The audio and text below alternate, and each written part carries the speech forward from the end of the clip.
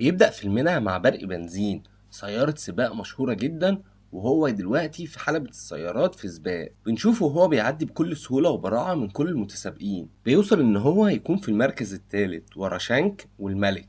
المذيعين بيقولوا ان الثلاثة الاولانيين اللي هم الملك وشانك وبرق بنزين عندهم نفس النقط، وان اللي هيكسب فيهم السباق ده هو اللي هيفوز بكاس البستول. كاس البستول ده يعتبر اعظم انجاز في تاريخ السباقات، وان اللي بيفوز بيه بيكون كده خلاص مقفل اللعبة. بنشوف برق وهو بيعدي من شانك وبيستفزه، علشان كده شانك ساعتها بيروح خبطه في الاكسدام ومخرجه بره الطريق. بيرجع تاني بنزين للطريق وبيحاول ان هو يعدي العربيات اللي سبقته كلها. شانك علشان ما يخليهوش يعدي تاني بيخبط في عربية وبيعمل حادثة كبيرة في الحلبة، بس على مين؟ برق بنزين بمهارته وسرعته بيقدر ان هو يعدي من العربيات اللي كانت قاعدة تروح شمال ويمين، وبينط كمان على العربية فيهم وبيوصل ان هو يرجع للمركز التاني. الحلبة كلها والجمهور كانوا بيشجعوا برق بنزين الوجه الجديد، بس برق مع سرعته الكبيرة دي ومهارته كان عنده عيب كبير، وهو ان ما بيسمعش لفريق الصيانة بتاعه، واللي مرضيش ان هو يروح يعمل الصيانة ويغير الكاوتش، وكل ده علشان يسبق الملك وشانك واللي فعلا دخلوا لفريق الصيانة بتاعهم. بينجح برق فعلا ان هو يبقى في المركز الاول، بس بيضطر في اللفة اللي بعدها ان هو يدخل لفريق الصيانة علشان البنزين بتاعه كان هيخلص. بيمون برق ساعتها بنزين، بعدها بيمشي على طول وما بيرضاش ان هو يغير الكاوتش علشان ما يضيعش وقت. بسبب اللي عمله برق بنزين ده كان فارق عن كل المتسابقين بمسافة كبيرة. كان فرحان جدا لان دي كانت اخر جولة واللي هيكسب فيها هيكسب السباق كله، بس ساعتها بيحصل لفريق الصيانة كانوا بيحذروا منه والكاوتشين اللي ورا عنده بيضربوا. ساعتها بيشوف شانك والملك اللي بيحصل وبيجروا بسرعة علشان يلحقوه. بيقربوا من بنزين واللي كان بيعاني علشان يقطع خط النهاية قبلهم، وعلى اخر لحظة بيعدوا هما التلاتة تقريبا مع بعض. برق بنزين بعدها كان فرحان جدا لانه فاكر ان هو اللي كسب السباق، بس ساعتها فريق الصيانة بيتخانق معاه علشان الغرور بتاعه وبيسيبوه وبيمشوا. بيروح له بعدها الملك وبيقول له ان هو متسابق كويس جدا، بس مفيش متسابق بيكسب السباق لوحده، وبينصحه ان هو يشوف فريق صيانة جيد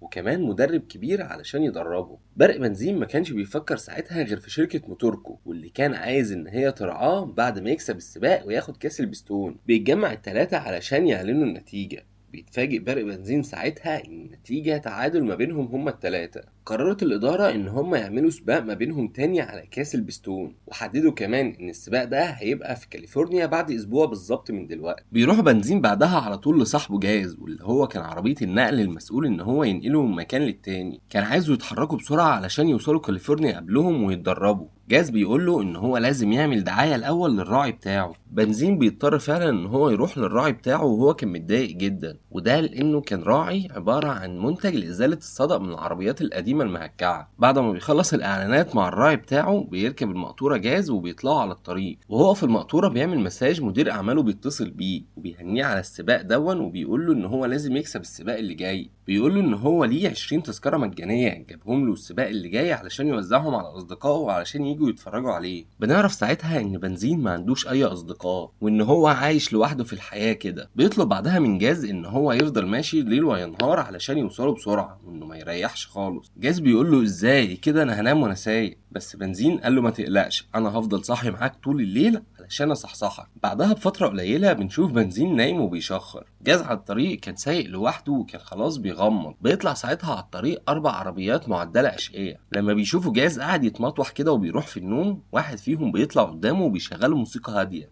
وفعلا بيفضلوا يحدفوه من جنب للتاني كده وهو خلاص راح في النوم. جاز بيتهز من الطريق والباب بتاعه بيفتح بالغلط، وبنزين بيبقى هينزل منه. واحد من العربيات بيطلع نار من الشكمانات بتاعته اللي بيخلي ساعتها جاز ينزل بنزين على الطريق من غير ما ياخد باله. بنزين بيفضل نايم على الطريق ومش حاسس بحاجة لحد ما في عربية كانت هتخبط فيه، فبيصحى ساعتها وهو مفزوع. بيلف بسرعة برق بنزين علشان يجري ورا عربيات النقل ويدور على جاز. وهو ماشي بيشوف عربية شبه جاز ماشية في طريق جانبي، فبيروح وراها بسرعة. بيفضل يجري ورا العربية دي وبيشوف ان القطر هيعدي، بس هو بيرفع سرعته علشان يعدي من قدامه. بيزود سرعته وبيوصل فعلا للمقطورة، واللي بيطلع ان هو مش جاز. ساعتها برق بنزين بيلف علشان يدخل من طريق تاني اسمه طريق 66، وهو بيجري بسرعة كده بتشوفه عربية شرطة شكلها قديم وبتروح وراه. العربية علشان كانت قديمة لما بترفع سرعتها شوية الشكمان بتاعتها بيضرب، وساعتها بنزين بيفتكر ان الشرطة بتضرب عليه نار. النهار. بيرفع برق بنزين ساعتها سرعته جدا علشان يهرب منه، وده اللي بيخليه لما بيدخل في القرية اللي على الطريق ان هو ما يقدرش يتحكم في نفسه، وبيخبط في الاسلاك الشايكة وبيقعد يخبط في القرية كلها. الاسلاك دي بتتعلق في تمثال عربية قديم. بنزين ساعتها بيسحب التمثال وبيوقعه على الاسفلت،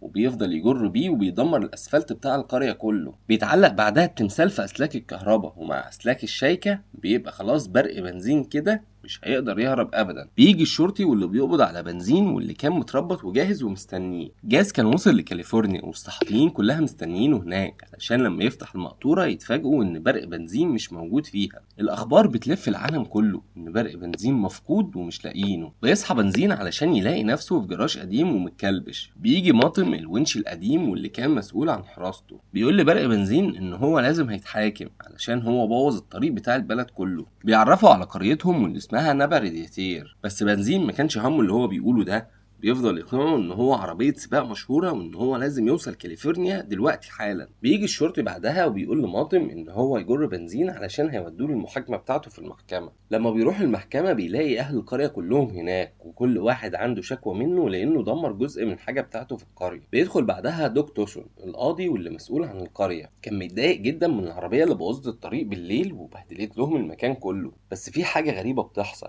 ان هو اول ما بيشوف برق بنزين وبيعرف ان هو فعلا عربية سباق، بيطلب من الشرطي ان هو يفكه ويقول له ان هو يطلعه بره القرية كلها. بس ساعتها بتدخل عربية صغننة كده اسمها سالي، ما كانتش موافقة تدك على الحكم بتاعه.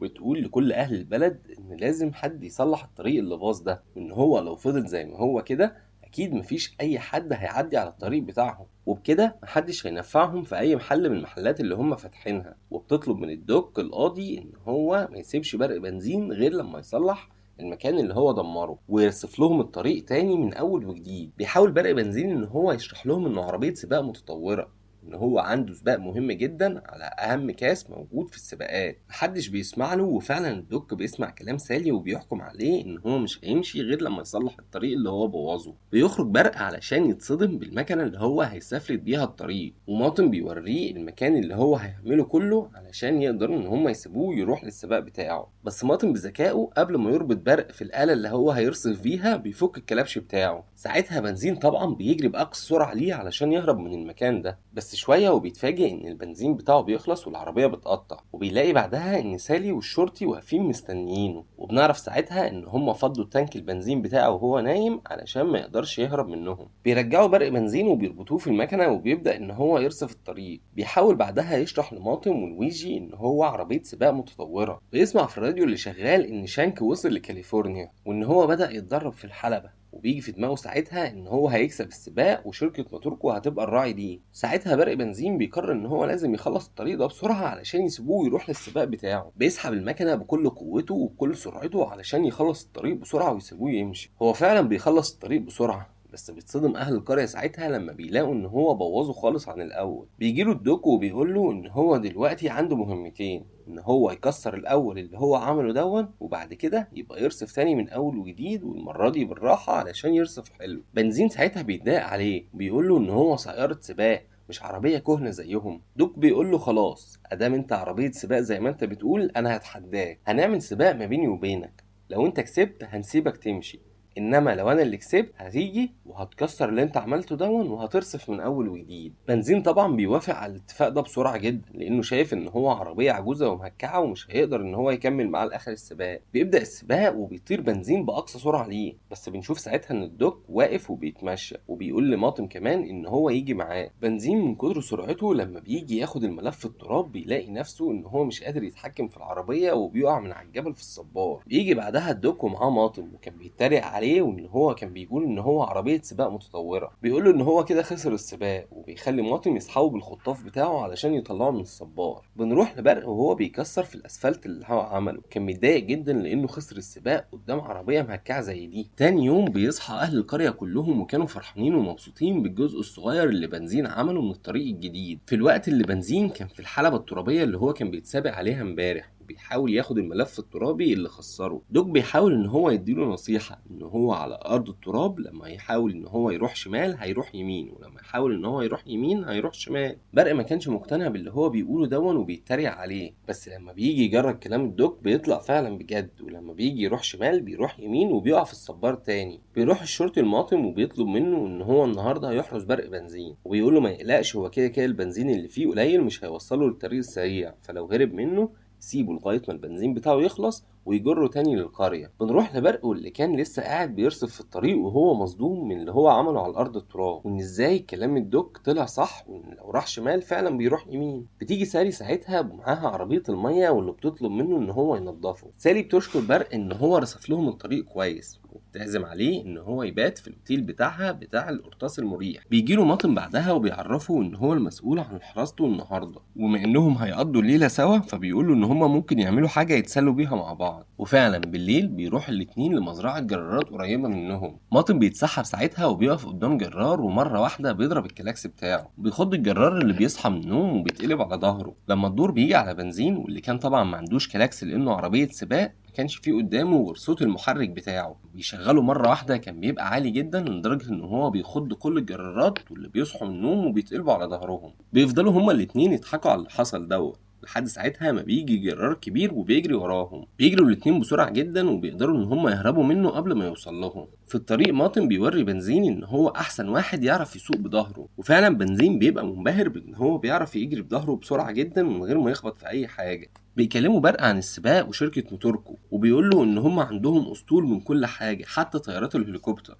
ماتم ساعتها بيطلب منه ان هو لو كسب ياخده ويخليه يركب واحدة من الهليكوبتر اللي هو بيقول عليهم دول، لان ده حلم حياته. بيروح بعدها بنزين الفندق بتاع سالي اللي عزمته ان هو يبات فيه. بيقابل سالي واللي بتتكلم معاه وكانت سمعته وهو بيتكلم مع ماطم، بتسأله اذا كان قد الكلمة اللي هو وعده بيها ولا لا، ولا بمجرد ما يخلص رصف الطريق ويمشي من هنا هينسى القرية باللي فيها. تاني يوم بيروح بنزين للشرطي عند الدوك في الورشة بتاعته علشان عايزه يحط له بنزين علشان هيتدرب على السباق. دوك كان بيعمل صيانة للشرطي وبيطلب من بنزين ان هو يستناه بره لغاية ما يخلصه، وبنزين واقف بره بيشوف مكان قديم في ظهر الورشة، كان جراج قديم للدوك حاطط فيه الحاجات القديمة بتاعته. لما بيخش بيتفاجئ ان فيه كاس بستون محطوط كده وسط الخرد عادي، وبيشوف الجرانين بتاعت زمان وبيعرف ان الدوك دون يبقى دوك دوسون بطل السباقات القديم المشهور، وان هو مش بس كسبان كاس بستون، لا ده معاه 3 كاس بستون. بيجي الدوك بعدها وبيخرج بنزين بره الجراج وبيقول له ان هو ممنوع لاي حد انه يدخل هنا. بنزين ساعتها بيقول له ان هو لازم يعلمه ازاي يبقى عربية سباق زيه، وان هو لازم يستفيد بخبرة اكتر عربية كسبت بطولات في التاريخ. دوك ساعتها بيرفض وبيقول له الكاسات اللي انت شايفها قدامك دي بالنسبة لنا كوبايات صفيح فاضية. بنزين بيروح ساعتها لأهل القرية وبيحاول يقنعهم إن دوك يبقى بطل سباقات مشهور زمان، بس طبعا أهل القرية كلهم بيضحكوا عليه ومحدش كان مصدق اللي هو بيقوله. بتيجي سالي بعدها وبتطلب من بنزين إن هو يروح معاها علشان هتفرجوا على مكان جميل. بيروح بنزين معاها وبيفضلوا يجروا مع بعض على الطريق ويلعبوا سوا. بيفضلوا ماشيين من عند شلال وماشيين على طريق جميل لغاية ما بيوصلوا عند أوتيل قديم كبير كده. بتحكي له فندق القصة بتاعت نبع رادياتير، وبتقول إن الفندق ده كان بتاعها والعربيات كانت بتيجي ليه من كل مكان، لأن نبع رادياتير كانت موجودة على الطريق السريع، بس بعدها بفترة عملوا طريق تاني معدي من قدام نبع رادياتير، ومن ساعة ما عملوا الطريق السريع الجديد دون ومحدش بقى بيعدي على الطريق القديم. بتقوله الطريق الجديد دون بيختصر الوقت بس، إنما الطريق القديم دون كله مناظر جميلة، وكمان بتستمتع بالطريق وانت ماشي عليه، وبتساعد الناس اللي زينا كده اللي هم فاتحين محلات ان هم يفضلوا عايشين. بيرجعوا تاني للقرية وبرق بنزين بيشكر سالي على الجولة اللي هي خدته فيها دي، وبيقول لها ان في يوم من الايام القرية بتاعت نبع رادياتير هترجع تاني لامجادها. بيروح برق بعدها لحلب التراب علشان يتدرب عليها، بس هناك بيشوف دوك وهو بيجري وبيتسابق، بيبقى منبهر بأداء الدوك في الجري على التراب واللي كان ما شافش حد قبل كده زيه. بنزين بيروح ورا دوك الجراج وكان بيسأله هو ليه ما عادش بيتسابق زي زمان، وانه ليه اختفى من حوار السباقات ده فجأة. دوك بيقول له انا ما اعتزلتش ولا حاجة، وبيوري له صورة قديمة في جورنان وهو عامل حادثة كبيرة. بيقول له ساعتها ان هم بدلوني بعربية في اسرع وقت من غير ما يفكروا في اي حاجة ولا السنين اللي انا قعدتها معاهم، وده لان عربيات السباق دي عربيات انانية ما بتفكرش غير في مصلحتها وبس. بنزين بيقول له لا مش كلهم كده. الدوك بيسأله ساعتها طب امتى اخر مرة اهتميت فيها بحد غير نفسك وعملت له حاجة؟ ساعتها بيسكت برق بنزين، والدوك بيطلب منه ان هو يخلص الطريق ويمشي من البلد على طول. تاني يوم بتصحى القرية علشان تلاقي ان برق بنزين خلص الطريق اللي هو كان بوظه. كانوا مفكرين برق بنزين مشي، بس بيتفاجئوا ان هو لسه موجود. بيروح للويجي المحل بتاع الاطارات بتاعته وبيقول له ان هو مش هيمشي من هنا غير لما يغير الاطارات بتاعته بالاطارات بتاعت لويجي. ويروح كمان لبتاع الوقود ويحط له وقود عضوي، ويروح علشان يلزق استيكرات ويرش كمان حاجات في الاكسدام بتاعه. برق بنزين بيعمل نيو لوك وكله عبارة عن محلات بتاعة نبع رادياتير. وكمان بالليل بيفاجئ سالي ان هو صلح الكهرباء بتاعة القرية كلها، واللي بقت بتنور بالليل بتبقى عاملة شبه النجمة وسط الضلمة. بتمشي العربيات على الطريق الجديد وكانوا متمزجين قوي وكانوا فرحانين قوي ببرق بنزين اللي صلح لهم الانوار بتاعة القرية بتاعتهم. بس مرة واحدة بتيجي عربيات كتير عليهم وطيارات هليكوبتر والدنيا بتتقلب. بتبقى الصحافة موجودة من كل مكان لأنهم قدروا يحددوا مكان برق بنزين وجايين علشان ياخدوه. بيجي جاز ويعتذر له إن هو ضيعه على الطريق وبيطلب منه إن هو يركب بسرعة علشان يلحق السباق. بيتصل بيه وكيل أعماله وبيقول له يلا بسرعة العالم كله مستنيك دلوقتي. بيودع سالي واللي بتشكره على كل اللي عمله وبتقول له إن هو يركب العربية بسرعة بقى علشان يروح يلحق السباق بتاعه. فعلا برق بيركب المقطورة وبيمشي والصحفيين كلها وراه، بس كان فاضل واحدة منهم اللي بتروح ودك وبتشكره علشان هو اللي بلغهم عن مكان برق بنزين. بيجي يوم السباق المهم وبيطلع برق بنزين وبيشكر جاز صاحبه علشان هو اللي هيتولى موضوع الصيانة وكمان تموين البنزين. بيبدأ السباق وبنزين ما كانش مركز وكان موجود في المركز الأخير، وبسبب قلة التركيز دي بيفقد السيطرة على العربية وبيطلع من الحلبة وبيقف. بس ساعتها بيشوف ماطم والدوك وعربيات من القرية وهم جايين يشجعوه ويتولوا كمان الصيانة بتاعته. دوك بيتكلم معاه وبيقول له ان هو ما شافوش بيسوق قبل كده في سباق، بس هو لو بيعرف يسوق زي ما بيعرف يسافلت هيكسب السباق ده بكل سهولة. بيتشجع ساعتها برق بنزين وبيرجع تاني للسباق بكل قوة، بينفذ تعليمات دوك واللي كان بيكلمه في السماعة وكان هو دلوقتي المدرب بتاعه. ساعتها الصحافة بتاخد بالها من دوك والكاميرات بتيجي عليه. ساعتها الجمهور بيجنن ان دوك توسون اعظم عربية سباق في التاريخ رجعت تاني علشان تدرب برق بنزين. بنشوف برق بنزين بعد الدفعة المعنوية دي وهو بيعدي من كينج وشانك بمنتهى السهولة، بيعوض اللفة اللي هو كان ناقصها عنهم. بس وهو بيعدي من شانك لآخر مرة شانك بيخبطه من ورا، بيلف بنزين وبيفقد السيطرة. بس بيتفاجئ شانك ان بنزين بيسوق بظهره كويس جدا. ساعتها ماطم كان فرحان جدا لان هو اللي علمه السواقة بظهره. بيبقى موجود ورا الملك وبيحجز على شانك علشان ما يخليهوش ان هو يعدي، بس شانك ساعتها بيخبطه في الكاوتش اللي ورا وبيخليه يفرقع. والدوك بيطلب منه ان هو يعدي على مركز الصيانه، وبتظهر ساعتها مهاره لويجي اللي اول ما بيقف في مركز الصيانه اقل من ثانيه بيبقى مغب. بيرجع تاني برق بنزين الحلبة بكل سرعه. دوكو بيكلمه وبيقول له انه فاضل لفه واحده بس على السباق. بيجري بنزين بسرعه وبيقدر ان هو يعدي من شانك، بس شانك ساعتها بيتجنن وبيخبطه هو والكينج. بينزل برق للارض الترابيه اللي تحت، بس ساعتها بيفتكر كلام الدوك في السيطره على التراب. بيقدر ان هو بالتمرين بتاع التراب ان هو يرجع تاني للحلبة، وكمان بيبقى المركز الاول قدام الملك. شانك كان عايز يعدي من الملك بس الملك كان بيحجز عليه، فبيخبطوا خبطه كبيره في ظهر العربيه بتخليه ان هو يتقلب جامد جدا. بيطير الملك وبيتدمر وبيقعد العربيه تتخبط في الارض كتير. بنزين بيشوف مشهد العربيه في الشاشه وبيفتكر ساعتها صوره الدوك وهو متدمر. بيفرمل قبل خط النهايه بمفيش علشان شانك يعدي وهو اللي يكسب السباق. بيرجع بنزين للكينج من تاني وبيزق من ورا وبيقول له ان الملك لازم يخلص اخر سباق ليه. كينج بيقول له انت ازاي تعمل كده، انت خسرت كاس البستون. بيرد عليه برق بنزين وبيقول له ان في واحد عزيز عليه قال له ان الكاس ده عبارة عن كوباية فاضية بيعدي بيه خط النهاية فعلا علشان يكون برق بنزين في المركز الثالث. بس الحلبة كلها بالجمهور بالصحافة كانوا بيهتفوا باسم برق بنزين، ومع ان شانك هو اللي فاز بكاس البستون إلا إن مدير شركة موتوركو بيروح لبرق وبيتكلم معاه وبيهنيه على شجاعته، وبيطلب منه إن هو يبقى الراعي الرسمي بتاعه وإن هو هيبقى الوجه الجديد للشركة بعد اعتزال الملك. بس برق بنزين حفظ جميل الراعي بتاعه وقال له لأ شكرا، أنا هفضل مع شركة مزيل الصدى لأن هما اللي آمنوا بيا من وأنا محدش يعرفني وعملوا مني متسابق. وفي آخر الفيلم بنشوف برق لما بيرجع لسالي في قرية نبع رادياتير وكان وفى بوعده الماطم، وفعلا جاب الهليكوبتر وخلى ماطم يركب فيها.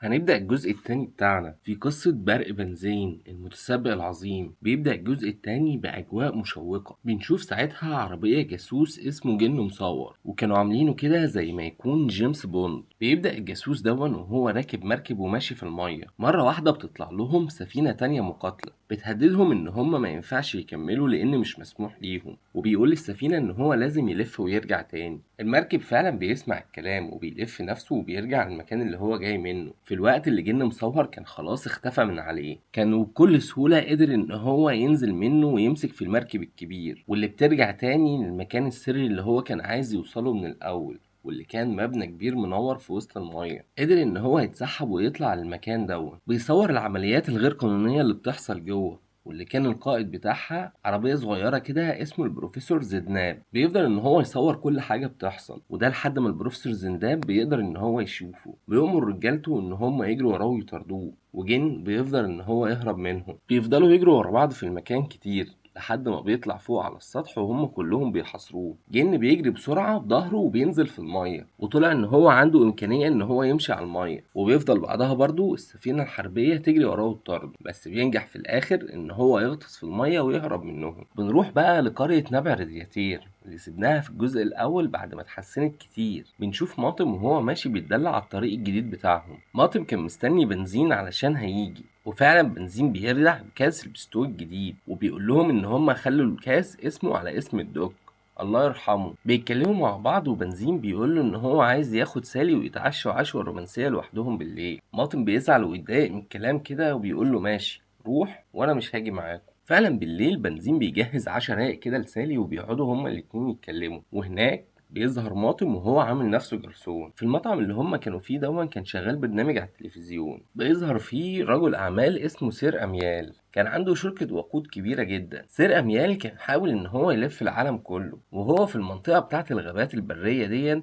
بيحصل معاه موقف وإن هو ما كانش لاقي ساعتها وقود، فاضطر إن هو يخترع وقود بديل طبيعي ويستخدمه لمدة 36 يوم. لما بيرجع من الرحلة دي تفكيره بيتغير خالص، وبيقفل شركة الوقود الكبيرة بتاعته، وبيقرر ان هو يفضل على الوقود النظيف اللي هو اخترعه واللي مسميه اولانول. وكمان غير الموتور الديزل بتاعه بيه. كان عايز يعمل دعاية للوقود الجديد ويثبت للعربيات كلها ان هو احسن من البنزين القديم. بيقرر ان هو يرعى اكبر سباق في العالم واللي مجمع فيه كل عربيات السباق المشهورة في كل مكان. المفروض ان برق بنزين كان واخد اجازة من السباق، بس بيطلع ساعتها واحد اسمه فرانشيسكو كانت سيارة فورمولا 1 على البرنامج بيقعد يتكلم وحش على برق بنزين. وساعتها ماطم ما بيستحملش الكلام اللي هو بيقوله وبيتصل بيهم على التليفون. كان بيحاول يرد على فرانشيسكو الكلام اللي هو بيقوله عن برق، وطبعا عشان ماطم تقريبا كده يعني عبيط، فرانشيسكو كان مبهدله. ساعتها بنزين هو كمان بيجي وبيشوف اللي بيحصل وما بيستحملش اللي بيتعمل في صاحبه،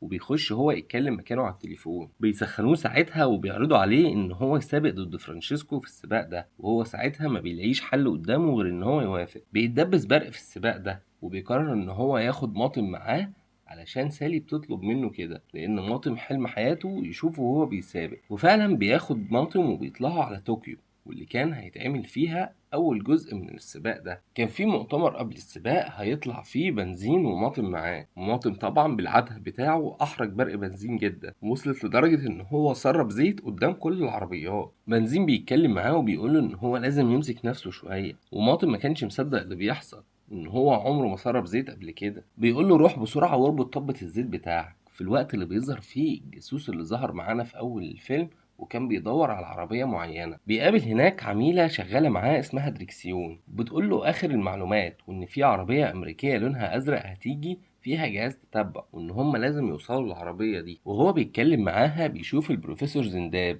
اللي هو كان شافه في المكان اللي في المية. بيقول لدريكسيون إن هو ما يقدرش يقوم بالعملية دي، لأن البروفيسور لو شافه الموضوع كله هيفشل لانه شافه قبل كده. وبيقول لدريكسيون ان هي بقت العميله الاساسيه في المهمه دي وهي اللي هتقوم بيها. في الوقت اللي ماطم بيوصل للحمام واللي كان شكله غريب ومتطور جدا في اليابان بقى، وكل ده علشان يربط طبة الزيت بتاعته. ولسوء حظه كان موجود في نفس المكان العربية الزرقاء الأمريكية اللي هم بيدوروا عليها وكانت متنكرة. واحد من الأشرار بيوصل للعربية الأمريكية دي وبيتخانق معاه، وعلشان كده بيخاف على جهاز التتبع اللي معاه وبيزرعه في ماطم. ديريكسيون لما مشيت ورا جهاز التتبع بتشوف ان هو المفروض يبقى ماطم اللي معدي من قدامها ده. ديريكسيون بتروح تتكلم معاه على انه العميل اللي جاي من امريكا، وبتقول له على اساس ان هو العميل ان ميعادهم بكره في حلبة السباق انهم يتقابلوا. اما ماطم بقى كان مفكر ان هو شقطها وهيروح في ميعاد رومانس. بنروح بقى للعربيات القديمة واللي كانوا مسكوا العميل الامريكي، بيحطوا له الوقود بتاع الينول، وبعد كده بيطلعوا كاميرا تصوير من بتوع التلفزيون وبيوجهوها عليه. بيحاولوا ان هم يطلعوا منه معلومات عن شريك،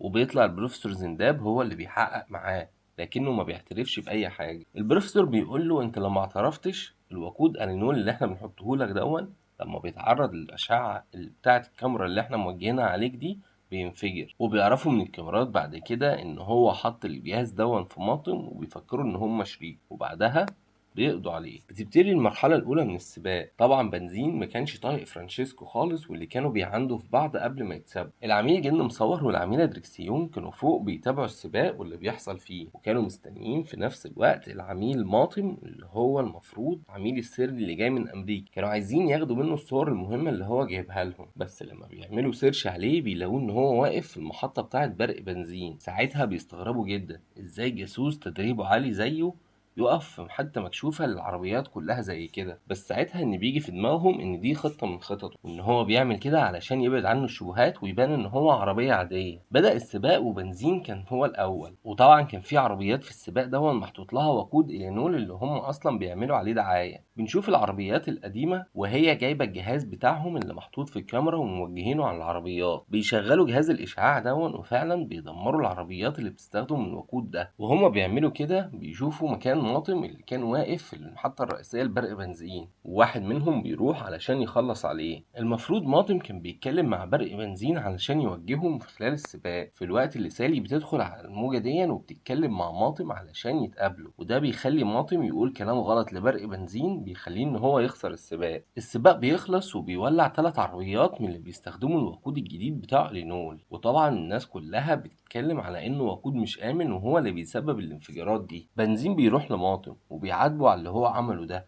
وبيقول له انه من هنا ورايح ماهوش عايزه يساعده تاني في اي سباق. ماطم بيعرف ان هو غلط غلطة كبيرة، وبيحس بالزعل تجاه برق بنزين، وبيقرر ان هو ياخد بعضه ويروح المطار ويرجع لنبع رادياتير. هناك في المطار بيجيله جن مصور وهو متنكر في زي شورت، بيجي قدامه وبيعرفه بنفسه ان هو عميل للمخابرات البريطانية. ماطم بيقول له اهلا بيك، معاك ماطم ونش بسلسلة. بيظهر العربيات الخفيفة الصغيرة وبيجري وراهم، بس الجاسوس بياخد باله وبيقدر ان هو يهرب منهم هو وماطم، وبيروحوا يركبوا الطيارة الخاصة اللي عميل جن مصور. هناك على الطيارة كانت سالي موجودة، وبيقعدوا هما التلاتة يتكلموا. بيطلعوا الجهاز اللي كان العميل الأمريكي زرعه في ماطم، وبيشوفوا منه الصور اللي المفروض كان هو يسلمها لهم. بيبقى فيها صورة الموتور بتاع العربية المسؤول عن كل اللي بيحصل ده، لكن الصورة مبيبقاش فيها أي تفاصيل تقدر تدلهم على صاحبها. ماطم بيقول لهم معلومة ما كانوش عارفينها، إن هو لسه مغير قطع غيار جديد، واللي كانت موجودة في الصورة دي وإنها كمان قطع غيار أصلية. ساعتها العميل السري بيقول لهم إن هو عارف مين اللي بيبيع قطع الغيار الأصلية دي، وبيطلب من الطيار إن هو يتوجه لباريس. بيوصلوا لباريس وبيروحوا بسرعة للتاجر اللي بيبيع قطع الغيار دي، بيوريله صورة الموتور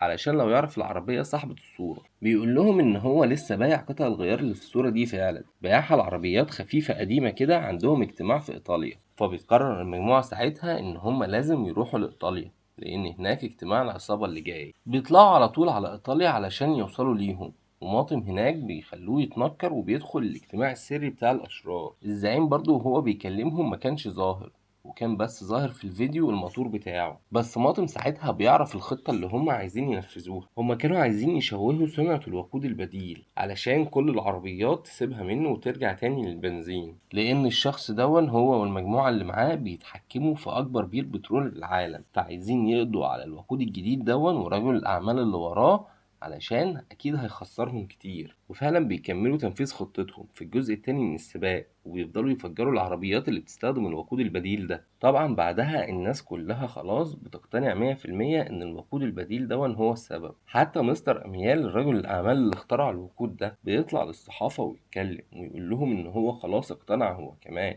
وما عادش هيغامر بأي عربيات تاني، وإن هو قرر إن المرحلة الأخيرة من السباق يتخلى عن الوقود البديل ده، وإن العربيات تتسابق ببنزين من العادي. ساعتها العربيات الصغيرة دي بتحتفل علشان خطتهم نجحت خلاص وهيرجعوا تاني للبنزين الطبيعي. بس برق بنزين بيفاجئهم على التلفزيون وبيقول لهم إن هو هيفضل يستخدم الوقود البديل ده لأن هو حبه، وإن هو كمان مش مصدق إن هو السبب في الانفجارات اللي بتحصل في العربيات دي. بتقرر العربيات ساعتها إن هما لازم يفجروا برق بنزين بنفسه في الجزء الأخير من السباق علشان الخطة بتاعتهم تكمل. بس وهما بيتكلموا ماطم بيحصل تغيير في الهيئة التنكرية بتاعته وبيتكشف ليهم. بيجري بسرعة ماطم علشان يلحق إن هو يحذر بنزين من الخطة اللي بتتعمل عليه وإن هو هيتفجر. ما بيلحقش إن هو يوصل للمكان اللي فيه برق بنزين، لأن العربيات بتجري وراه وبتخطفه قبل ما يقدر إن هو يوصل ليه. كانت قبض عليه هو ودريكسيون وجن مصور، وكانوا خلاص قدامهم دقايق معدودة وهيتفجروا كلهم.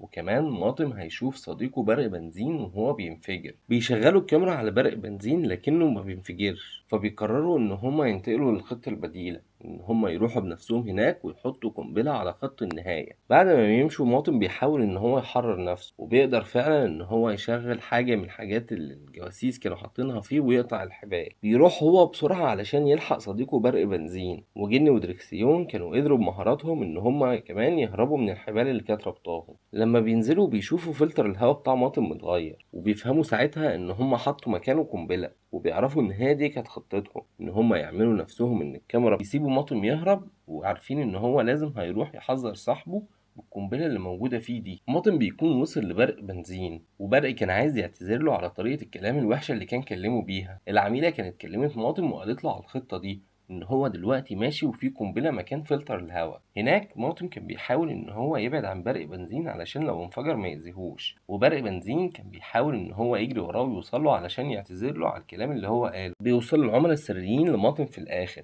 بس بيلاقي ان القنبله متركبه بصواميل مختلفه، نفس الصواميل اللي كانت راكبه في العربيه اللي كانت في الصوره. العربيه كان فاضل لها دقايق وتنفجر، القنبله اللي في ماطم كان فاضل لها دقايق وتنفجر. ما كانش في حل علشان مش عارفين يفكوا الصواميل دي.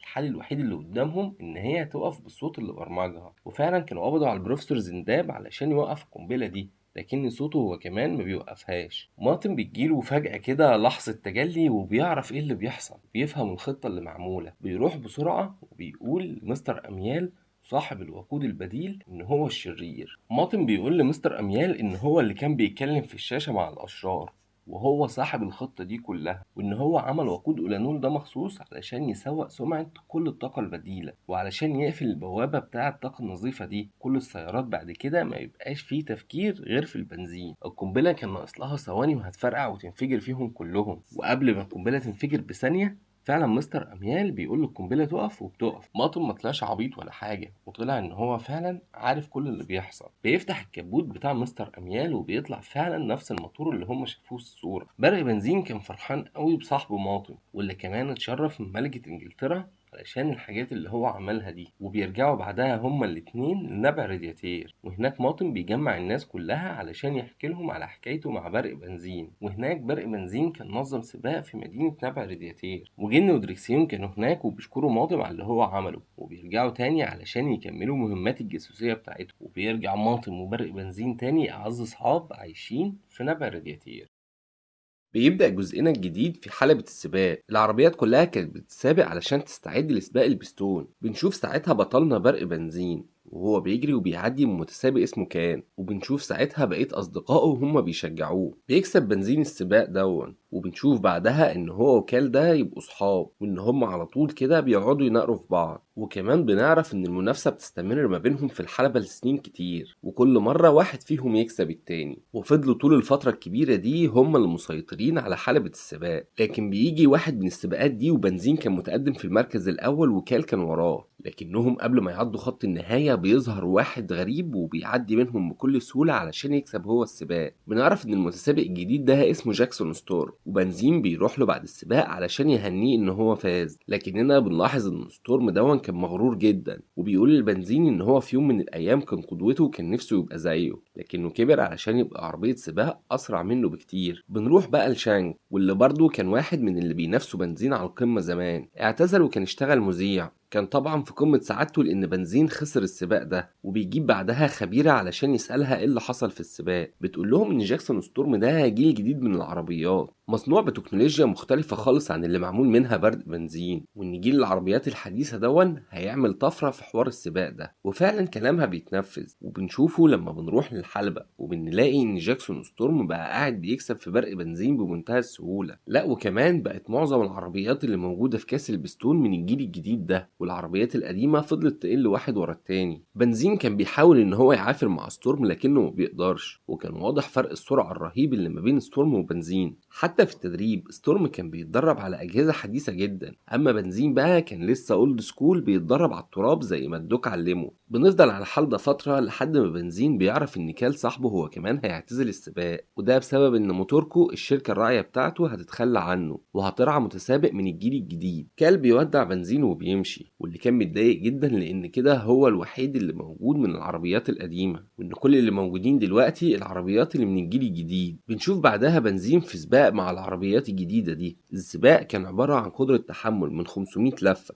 واللي هيكسب السباق ده هو اللي هياخد الكاس. بنزين بيحاول ان هو يجيب اخره في السباق ده علشان يثبت ليه وللعالم كله ان هو لسه ممكن يسبقهم. كان هو وستورم بيتنافسوا على الصدارة، ولما بيخشوا المركز الصيانة طبعا عارفين ان اصحاب بنزين سريعين جدا في التغيير، وده بيخليه ان هو يرجع الحلبة قبل ستورم ويبقى هو في المركز الاول. لكن ستورم كان واثق جدا من نفسه، لانه اول ما خلص صيانة ورجع للحلبة كان قدر ان هو يجيب بنزين من تاني، وهو بيعديه بيقول له ان من الاحسن ليه ان هو يعتزل بكرامته. بنزين ساعتها بيتضايق جدا منه، وبيضطر ان هو يضغط على الموتور بتاعه علشان يحصله ويكسب السباق. لكن ساعتها العجلات بتاعته بتنفجر وبيفقد السيطرة على العربية وبيخبط في الجدار بتاع السباق، بيعمل حادثة جامدة شبيهة بحادثة الملك اللي كانت في الجزء الاول. بنروح بعدها لقرية نبع رادياتير، وده بعد 4 شهور من انتهاء الحادثة دي. بنشوف ساعتها برق بنزين بعد ما بقى كويس وهو بيتفرج على التلفزيون، وكان بيتفرج على الحادثة اللي حصلت للدوك زمان، واللي من بعدها كان اعتزل السباق وقعد في نبع رادياتير. بنشوف ساعتها سالي وهي بتتكلم مع بنزين وبتقول له ان هو لازم يرجع تاني للسباقات ويتدرب مرة تانية، لكن المرة دي لازم يتدرب بأجهزة حديثة، وده لو هو عايز ينافس العربيات اللي من الجيل الجديد. وفعلا بتقدر ان هي تحمس بنزين ان هو يرجع يتدرب علشان يسبق ستورم. بيجمع برق المجموعة كلها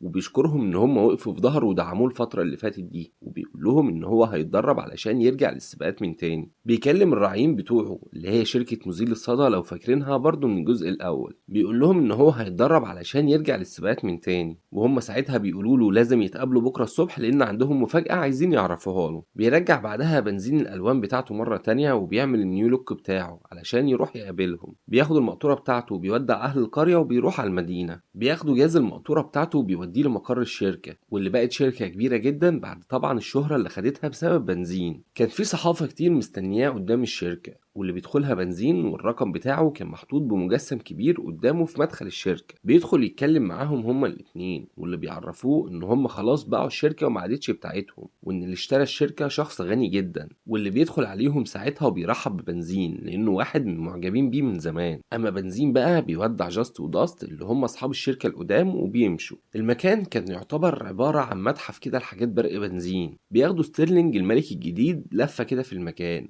وكمان بيخليه يعمل نيو لوك للون بتاعه، وبعد كده بيوريه المنطقة اللي هم بيدربوا فيها المتسابقين الجداد. كمان بيوريه السيميوليتر اللي هو بيدرب فيه العربيات الحديثة زي اللي ستورم كان بيتدرب فيه. بيوري له عربية اسمها كروز، ودي كانت المدربة اللي بتدرب المتسابقين، واللي هي هتبقى مسؤولة عن تدريب برق بنزين علشان يرجع لمستواه مرة تانية. كروز كانت بتمرنه بتدريبات مختلفة جدا وطرق هو ما اتدربش بيها قبل كده، وبنزين كان حاسس ان الحاجات اللي بتحصل دي كلها غلط، وكان متضايق من اللي بيحصل، وكان شايف ان الحاجات اللي هي بتعملها زي الرقص والكلام ده وملهاش لازمة، وكان عايز يطلع يجرب المحاكي على طول. اما كروز بقى كانت بتقول له انت ما ينفعش تطلع المحاكي دلوقتي لانك محتاج لسه ترفع مستواك علشان تعرف تستخدمه. بنزين ما بيسمعش كلامها وبيشغل المحاكي وبيتدرب عليه، لكنه ساعتها ما بيقدرش يسيطر عليه فعلا، والكاوتش بتاعه بيفك منه وبيطير بسرعه وبيدخل في الشاشه بتاعه المحاكي ويدمر الجهاز. بيروح بعدها لستيرلينج رئيس الشركه وبيعتذر له على اللي هو عمله، وستيرلينج ساعتها بياخده يوريه المنتجات اللي هو حاطط عليها اسمه وصورته، بس بيقول له ان السرعه بتاعته ما وصلتش للسرعه المفروض ان هو يوصل ليها، وعلشان كده مش هيقدر ان هو يدخله للسباق اللي جاي، وان هو خلاص هيستخدمه كواجهه يقدر ان هو يبيع بيها المنتجات دي. لكن بنزين يرفض ان هو يبقى واجهه اعلاميه بس، وبيطلب منه ان هو يخليه يشارك في السباق اللي جاي، وان السباق الجاي ده هو اللي هيحدد مصيره.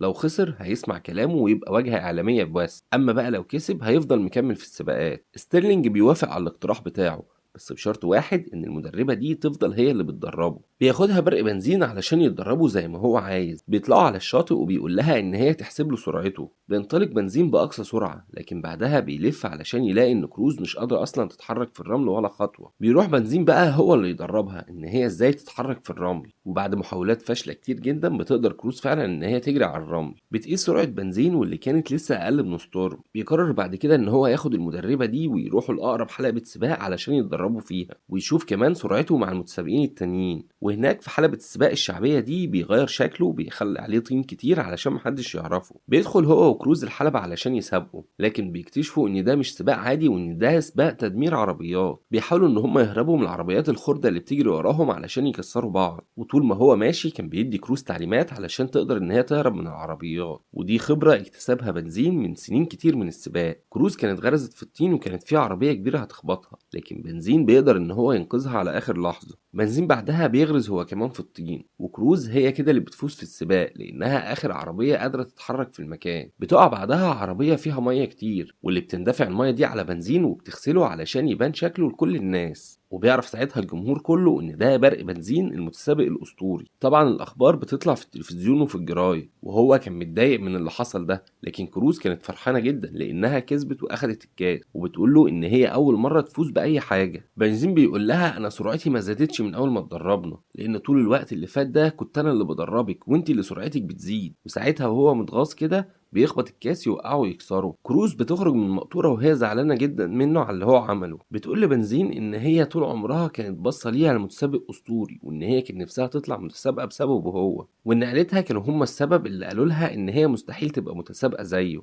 مع انها كانت من اسرع العربيات اللي موجوده عندهم في المدينه. وان علشان محدش دعمها كده انتقلت من ان هي تبقى عربيه سباق ان هي تبقى مدربه. بتسيبه بعدها علشان ترجع لمركز الصيانه. بيشوف بعدها بنزين برنامج بتاع شانك، واللي كان بيقول ان ستورم حطم السرعه القياسيه، وان هو خلاص بقت نسبه فوزه في السباق 95%. وبيجيب كمان الفيديو بتاع برق بنزين في الحلبه بتاع التصادم وكان بيتريق عليه، وان نسبته ان هو يكسب السباق بقت 1%. بنزين ساعتها بيكلم ماطم وبيقول له ان هو كان نفسه يبقى الدك عايش دلوقتي علشان يفيده ويقول له هو هيعمل ايه. ماطم والمرات القليله يعني اللي بيحصل فيها بيبقى عنده فكره ذكيه، واللي بيقول لبنزين ان هو ممكن يروح للمدرب بتاع الدك شخصيا. فعلا بيقرر برق بنزين ان هو يروح لسموكي اللي هو المدرب بتاع الدك. بيرجع لكروز ويصلحها وبيديها الكاس بعد ما قدر ان هو يصلحه لها. بياخدها فعلا وبيروحوا للمدينه القديمه بتاعه الدك، وبيروحوا هناك لحلبة السباق القديمة اللي كان بيتدرب فيها. بيجري بنزين على الحلبة وبيقدر ان هو يلف فيها مع انها حلبة ترابية بمنتهى السهولة، وده لان كان الدوك في الجزء الاولاني يعلمه ازاي يلف على التراب،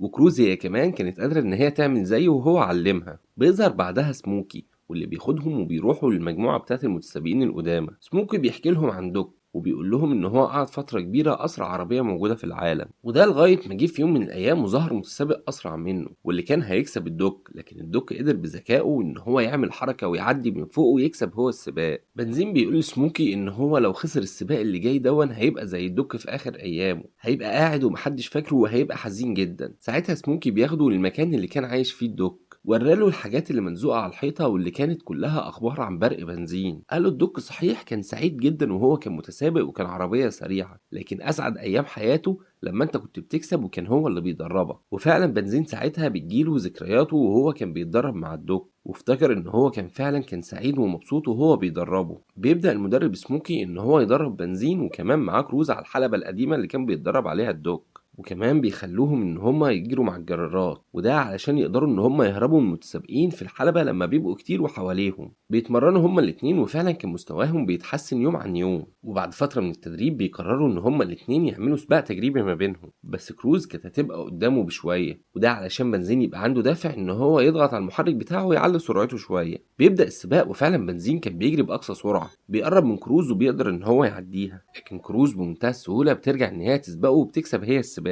بيزعل بنزين قوي لانه بقاله كتير بيتدرب وان هو كده اكيد ملوش فرصة في السباق قدام ستورم. بيشكر بعدها المدرب سموكي ومجموعة المدربين القدامى على اللي هم عملوه معاهم. بنروح بقى لحلبة السباق ساعة سباق البستون، والعربيات كلها كانت بتستعد علشان السباق هيبتدي. بنزين كان ماشي براحته كده وكان في المركز الاخير. سموكي بيظهر وهو اللي كان بيدربه من على الخط، وبيقول له ان دوك كده كده هيبقى فخور بيه مهما كان نتيجة السباق ده. بنزين بيتشجع شوية وبيجري فعلا علشان يعدي من العربيات اللي موجوده في السباق، وبيقدر ان هو في السباق ان هو يعدي منهم. كروز كانت واقفه بره مع مدير الشركه ستيرلينج، واللي بيقول لها ان هي ترجع لمركز التدريب بتاعها، لكن كروز كانت عايزه تقف تتفرج على السباق وتكمله، لكن ستيرلينج بيقول لها لا انت مجرد مدربه. وساعتها كروز بتمشي وهي حزينه لانه عاملها نفس معامله اهلها. بنزين طبعا بيبقى سمع اللي حصل ده كله على السماعات، وبيفتكر ساعتها كلام كروز ومعامله اهلها ليها. بيفتكر ساعتها الفتره اللي كانوا بيتدربوا فيها مع بعض، وكمان ان هي كانت سرعتها على المحاكي كبيره جدا، وقدرت بعد التدريبات دي كلها ان هي تكسبه بمنتهى السهوله. بيكلم كروز ساعتها علشان ترجع تاني للحلبه، وان هي تستناه في محطه الصيانه اللي هو هيقف فيها اللفه الجايه. لما بيقف بيطلب من لويجي ان هو يغير الكاوتشات بتاعتها ويركب لها كاوتشات سباق، وبيقول لها ان جات الفرصه اخيرا ان هي تبقى متسابقه. بيكتبوا لها بسرعه رقم 95 بتاع بنزين علشان هتنزل تسابق مكانه. بنزين بيقول لها ان دي اخر فرصه ليه في السباقات، لكنها هتبقى بدايتك انت في السباقات. بتدخل كروز فعلا الحلبة وبتجري بسرعة كبيرة جدا علشان تعدي العربيات. كروز طبعا كانت متوترة وخايفة جدا في الأول، لكنها بتلاقي إن برق بنزين هو اللي لبس السماعة وبقى المدرب بتاعها بره. بتتحمس ساعتها كروز وبترفع سرعتها علشان تعدي من العربيات، وكانت متخيلة إن العربيات دي هي الجرارات اللي كانوا بيتدربوا معاها في الأرض. وبيفضل بنزين في السماعة قاعد يديها تعليمات ونصايح علشان تعدي منهم. بتقدر إن هي تعدي العربيات كلها وبتقرب من ستورم، واللي بيهدي سرعته شوية علشان يرجع يتكلم معاه. بيقعد يتكلم معاها وبيضايقها وبيقول لها ان هي مستحيل تكسب السباق ده، وان هي اصلا مستحيل تبقى متسابقه، وان هي هتفضل مدربه زي ما هي. ساعتها بتتضايق كروز وسرعتها بتبدا ان هي تقل والعربيات بتعديها، لكن بنزين ساعتها بيكلمها وبيقول لها السبب الوحيد اللي خلى ستورم يعمل كده ان هو خايف منك. وساعتها كروز بتتحمس تاني وبترفع سرعتها مرة تانية وبتجري علشان تسبقهم، وبتوصل ان هي تبقى ورا ستورم في المركز التاني. وبتفضل هي بقى اللي تستفز في ستورم ساعتها، وبتفضل ماشية وراه وبتقوله ان هو بطيء جدا. وساعتها بنزين بيقول لها ان فاضل لفة واحدة بس وان لازم هي تكسب. بتحاول كروز ان هي تعدي من جنب السور، لكن ستورم بيعمل معاها زي الدوك زمان وبيزنقها في الجدار. ساعتها كروز بتعمل نفس الحركه اللي عملها الدوك زمان وبتنط من فوقه، وبتقدر كروز ان هي في الاخر تكسب السباق. وكل الموجودين ساعتها كانوا مش مصدقين اللي حصل ده، وكانوا قاعدين يهتفوا ليها. بيعلنوا ان الفائز رقم 95، واللي هو كان برق بنزين وكروز الاتنين مع بعض. بيجي بعدها رئيس شركه موتوركو وبيطلب من كروز ان هي تبقى المتسابقه بتاعته،